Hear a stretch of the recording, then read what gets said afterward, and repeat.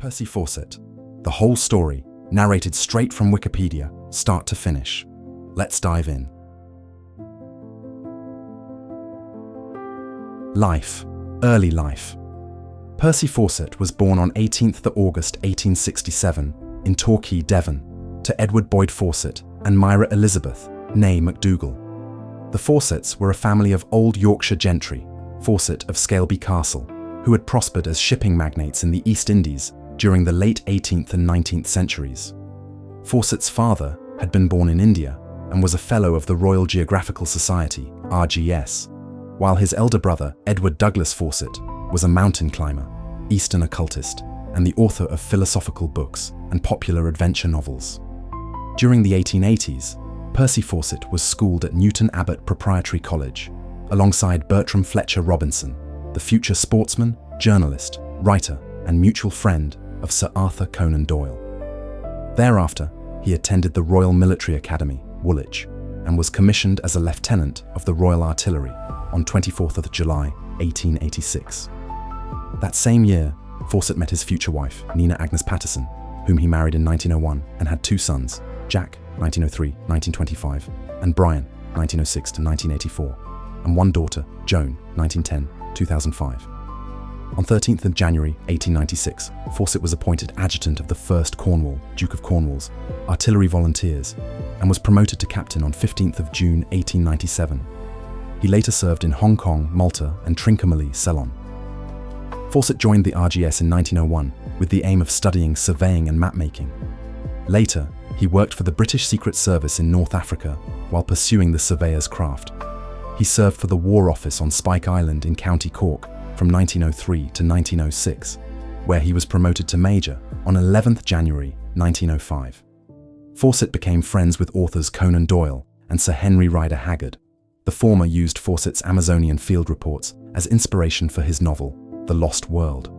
Early expeditions.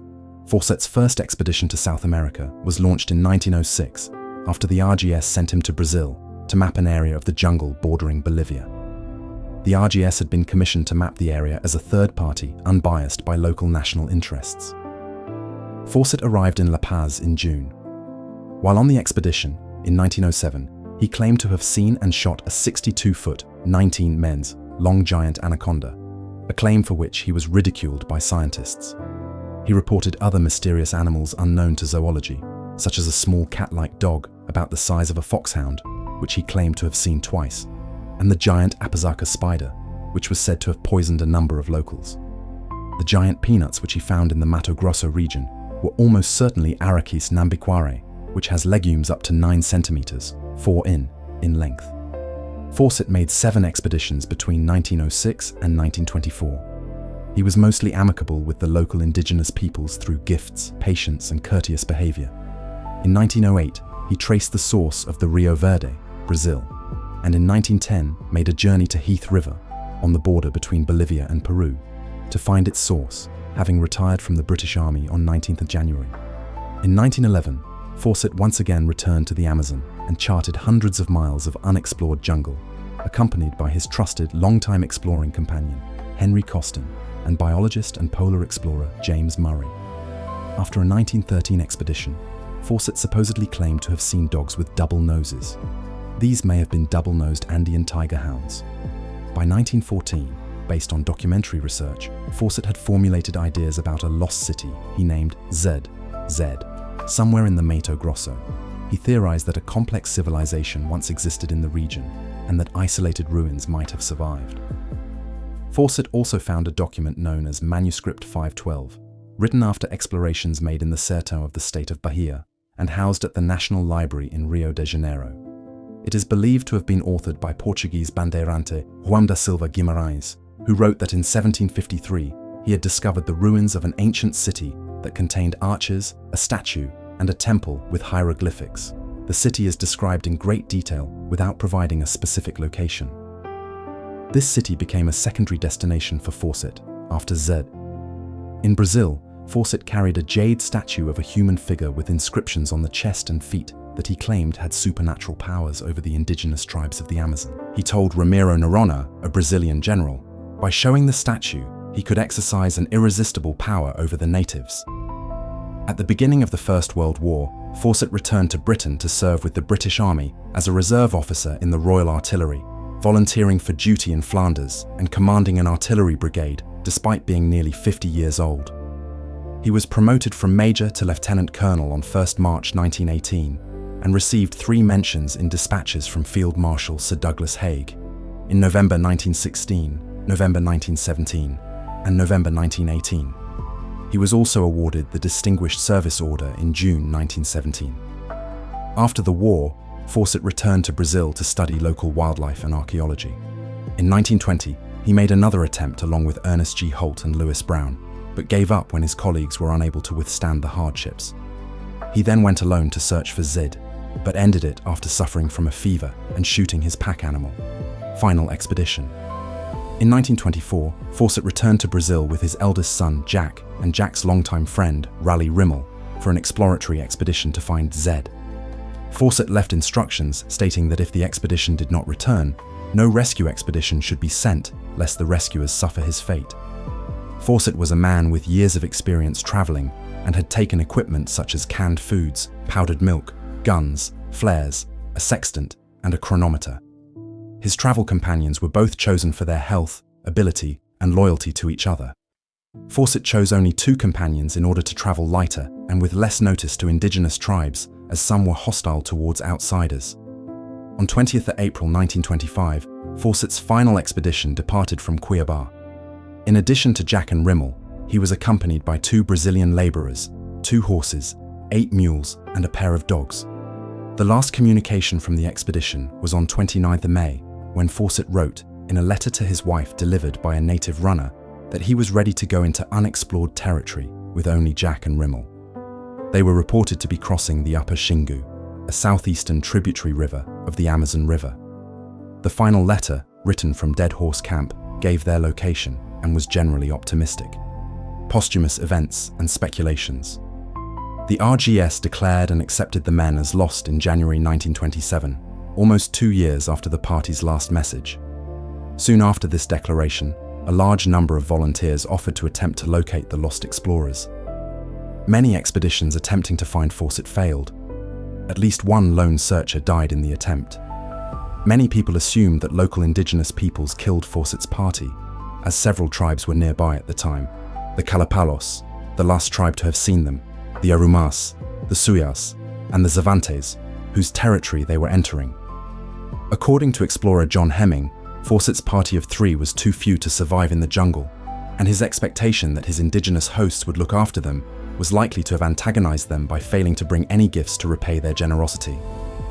20 years later, a Kalapalo chief called Kamatsi told his people how unwelcome strangers were killed, but others have thought they became lost and died of starvation, and the bones provided by Kamatsi turned out not to be those of Fawcett. Edmar Morel and Nilo Veloso reported that Kamatsi's predecessor, Izarari, had told them he had killed Fawcett and his son Jack, seemingly by shooting them with arrows, after Fawcett allegedly attacked him and other Indians when they refused to give him guides and porters to take him to their Chavante enemies. Rolf Blomberg reported that Izarari had told him that Rimmel had already died of fever in a Curicuro camp. A somewhat different version came from Orlando Villas-Bôas, who reported that Izarari had told him that he had killed all 3 men with his club the morning after Jack had allegedly consorted with one of his wives, when he claimed that Fawcett had slapped him in the face after the chief refused his demand for canoes and porters to continue his journey. The Kalapalo have an oral story of the arrival of 3 explorers, which states that the 3 went east, and after 5 days, the Kalapalo noticed that the group no longer made campfires. The Kalapalo say that a very violent tribe most likely killed them. However, both of the younger men were lame and ill when last seen, and there is no proof that they were murdered. It is plausible that they died of natural causes in the Brazilian jungle. In 1927, a nameplate of Fawcett's was found with an indigenous tribe. In June 1933, a theodolite compass belonging to Fawcett was found near the Beichiri Indians of Mato Grosso by Colonel Aniceto Botelho. However, the nameplate was from Fawcett's expedition 5 years earlier and had most likely been given as a gift to the chief of that tribe. The compass was proven to have been left behind before he entered the jungle on his final journey. Dead Horse Camp, or Fawcett's Camp, was his last known location. From Dead Horse Camp, he wrote to his wife about the hardships that he and his companions had faced, his coordinates, his doubts in Rumours, and Fawcett's plans for the near future. He concludes his message with, "You need have no fear of any failure." One question remaining about Dead Horse Camp concerns a discrepancy in the coordinates Fawcett gave for its location. In the letter to his wife, he wrote, "Here we are at Dead Horse Camp, latitude 11 degrees 43 south and longitude 54 degrees 35 west, the spot where my horse died in 1920, 11 degrees 43 54 degrees 35 W." However, in a report to the North American Newspaper Alliance, he gave the coordinates as 13 degrees 43 54 degrees 35 W, note S 13 degrees versus S 11 degrees. The discrepancy may have been a typographical error. However, he may have intentionally concealed the location to prevent others from using his notes to find Zed. It may have also been an attempt to dissuade any rescue attempts. Fawcett had stated that if he disappeared, no rescue party should be sent because the danger was too great. Henry Costin's opinion. Explorer Henry Costin, who accompanied Fawcett on 5 of his previous expeditions, expressed his doubt that Fawcett would have perished at the hands of native indigenous people, as he typically enjoyed good relations with them. He believed that Fawcett had succumbed to either a lack of food or exhaustion. Rumours and unverified reports. During the ensuing decades, various groups mounted several rescue expeditions, without success. They heard only various rumours that could not be verified. While a fictitious tale estimated that 100 would-be rescuers died on several expeditions attempting to discover Fawcett's fate, the actual toll was only one: a man who ventured after him alone. One of the earliest expeditions was commanded by British-American explorer George Miller Dyatt. In 1927, he claimed to have found evidence of Fawcett's death at the hands of the Aloique, but his story was unconvincing. From 1930 to 1931, Aloha Wonderwell used her seaplane to try to land on the Paraguay River to find him. After an emergency landing and living with the Bororo tribe for 6 weeks, with no luck in her search for Fawcett, Aloha and her husband Walter flew back to Brazil. Fawcett's alleged bones. In 1951, Orlando Villas-Bôas, activist for indigenous peoples, received what were claimed to be the actual remaining skeletal bones of Fawcett and had them analysed scientifically. The analysis supposedly confirmed the bones were Fawcett's, but his son Brian, 1906-1984, refused to accept this. Villas-Bôas claimed that Brian was too interested in making money from books about his father's disappearance. Later scientific analysis confirmed that the bones were not Fawcett's. As of 1965, the bones reportedly rested in a box in the flat of one of the Villas-Bôas brothers in São Paulo. In 1998, English explorer Benedict Allen went to talk to the Kalapalo people, said by Villas-Bôas to have confessed to having killed Fawcett and his party. An elder of the Kalapalo, Vajuvi, claimed during a filmed BBC interview with Allen that the bones found by Villas-Bôas were not really Fawcett's. Vajuvi also denied that his tribe had any part in the disappearance of the expedition. No conclusive evidence supports the latter statement. Villas-Bôas' story. Danish explorer Arne Falk Runner journeyed to Mato Grosso during the 1960s. In a 1991 book, he wrote that he learned of Fawcett's fate from Villas-Bôas, who had heard it from one of Fawcett's murderers. Allegedly, Fawcett and his companions had a mishap on the river and lost most of the gifts they had brought along for the Indian tribes. Continuing without gifts was a serious breach of protocol. Since the expedition members were all more or less seriously ill at the time, the Kalapalo they encountered decided to kill them. The bodies of Jack and Rimmel were thrown into the river. Fawcett, considered an old man and therefore distinguished, received a proper burial. Falk Runner visited the Kalapalo and reported that one of the tribesmen confirmed Villas-Bôas' story about how and why Fawcett had been killed. Fawcett's signet ring. In 1979, Fawcett's signet ring was found in a pawn shop. A new theory is that Fawcett and his companions were killed by bandits and the bodies were disposed of in a river while their belongings were despoiled. Russian documentary. In 2003, a Russian documentary film, The Curse of the Inca's Gold, Expedition of Percy Fawcett to the Amazon, Russian, E, was released as a part of the television series Mysteries of the Century.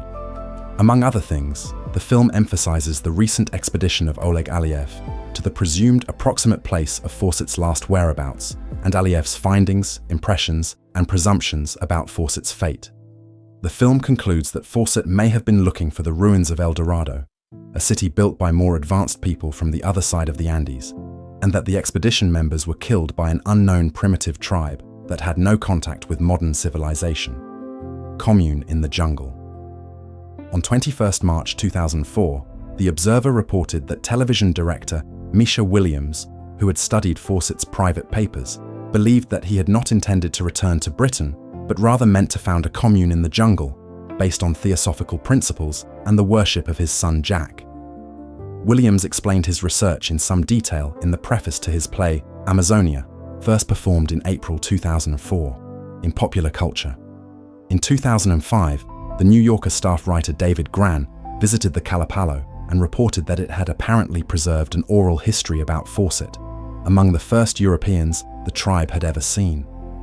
The oral account said that Fawcett and his party had stayed at their village and then left, heading eastward. The Kalapalos warned Fawcett and his companions that if they went that way, they would be killed by the fierce Indians who occupied that territory, but Fawcett insisted upon going. The Kalapalos observed smoke from the expedition's campfire each evening for 5 days before it disappeared. The Kalapalos said they were sure the fierce natives had killed them. The article also reports that a monumental civilization known as Kuhikugu may have actually existed near where Fawcett was searching, as discovered recently by archaeologist Michael Heckenberger and others. Gran's findings are further detailed in his book The Lost City of Z, 2009.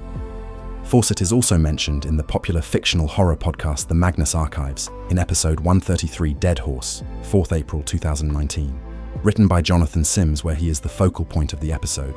As protagonist, the archivist reads out a letter left by Fawcett, where he recounts parts of his expedition to find the lost city of Z and sheds further light on the darker aspects of this treasure hunt and the relationship between his son and their companion Raleigh Rimmel. That's the complete article.